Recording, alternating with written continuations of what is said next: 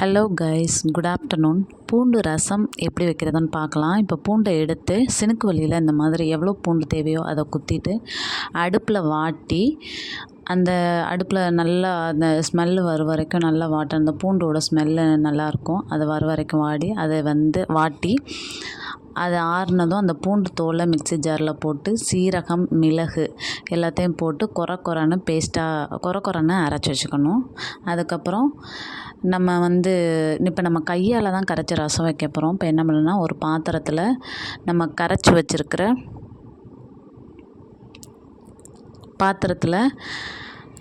வச்சுருக்கிற புளி, தக்காளியும் அரைச்சி நல்லா ரெண்டையும் கையில் நல்லா மிக்ஸ் பண்ணணும். நல்லா மிக்ஸ் பண்ணிக்கிட்டே இருக்கணும். அதை நீங்கள் கையால் கரைக்கும் போது இன்னும் ஃப்ளேவர் கூடும். அதுக்கப்புறம் நம்ம மிக்ஸி ஜாரில் அரைச்சி வச்சுருக்கிற அந்த சுட்ட பூண்டு, மிளகு, சீரகம் அந்த பேஸ்ட்டை போட்டு அதையும் சேர்த்து நல்லா கரைச்சிக்கிட்டே இருக்கணும். கொத்தமல்லி, புதினா அதையும் போட்டு ஏற்கனவே போட்டு கரைச்சிட்ருக்க அந்த கரைசலில் போட்டு நல்லா கரைக்கணும். மஞ்சள் தூள் போடணும். தேவைக்கேற்ப தண்ணி ஊற்றி இன்னும் நல்லா கரைச்சி வச்சுக்கணும்.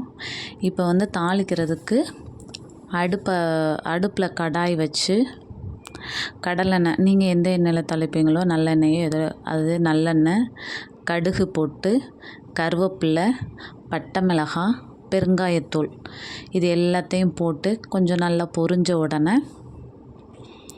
நம்ம கையால் கரைச்சி வச்சுருக்கிற இந்த கரைசலை என்ன பண்ணணுன்னா ஊற்றணும்.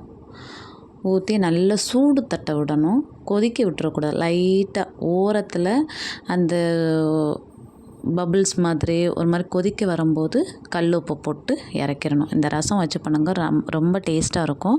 இந்த சளிக்கு ரொம்ப நல்லது.